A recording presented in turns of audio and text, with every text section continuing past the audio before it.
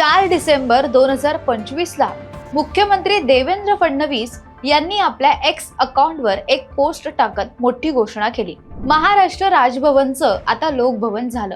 केंद्र शासनाच्या मार्गदर्शक सूचनेनुसार महाराष्ट्र राजभवनाचं नाव आता अधिकृतपणे महाराष्ट्र लोकभवन असं करण्यात आलंय, अशी घोषणा मुख्यमंत्री देवेंद्र फडणवीस यांनी केली।